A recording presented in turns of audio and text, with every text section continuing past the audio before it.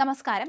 തിരുവനന്തപുരം കോർപ്പറേഷനിലെ കൊടുങ്ങാനൂർ ഡിവിഷനിലെ ബി.ജെ.പി. സ്ഥാനാർത്ഥി വി രാജേഷ് വിജയിച്ചിരിക്കുന്നു. ബി.ജെ.പിയുടെ മേയർ സ്ഥാനാർത്ഥി എന്ന നിലയിൽ പരിഗണിക്കപ്പെടുന്ന നേതാവാണ് വി രാജേഷ്. എന്തായാലും തിരുവനന്തപുരം കോർപ്പറേഷനിലും ആദ്യം LDF തന്നെയാണ് ലീഡ് ചെയ്തതെങ്കിലും പിന്നീട് കണക്കുകൾ മാറിമറിയുന്ന നിലയിലായിരുന്നു. രണ്ടാമതായി NDA തന്നെ എത്തുന്ന രംഗമായിരുന്നു കണ്ടത്.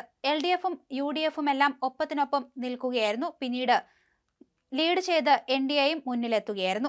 അതേസമയം തദ്ദേശ തെരഞ്ഞെടുപ്പ് വോട്ടെണ്ണൽ ആരംഭിച്ച് 1 മണിക്കൂർ പിന്നിട്ടപ്പോൾ പത്തനംതിട്ടയിൽ SDPIക്ക് കനത്ത തിരിച്ചടി നേരിട്ടു എന്ന വിവരമാണ് പുറത്തുവന്നത്. സിറ്റിംഗ് സീറ്റുകളായ 3 വാർഡുകളിലും SDPI സ്ഥാനാർത്ഥികൾ പരാജയപ്പെട്ടിട്ടുണ്ട്. ഈ സീറ്റുകളിൽ UDF ആണ് വിജയം നേടിയത്.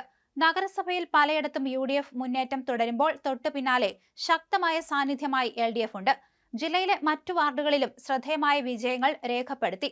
മെഴുവേലി പഞ്ചായത്തിലെ 8ാം വാർഡിൽ LDF സ്ഥാനാർത്ഥിയും മുൻ MLAയുമായ KC രാജഗോപാൽ വൻ ഭൂരിപക്ഷത്തോടെ വിജയം ഉറപ്പിച്ചു. അടൂർ 1ാം വാർഡിൽ LDF സ്ഥാനാർത്ഥിയും 2ാം വാർഡിൽ UDF സ്ഥാനാർത്ഥിയുമാണ് വിജയിച്ചത്. പന്തളം നഗരസഭയിൽ NDA ആണ് മുന്നേറ്റം നടത്തുന്നത്.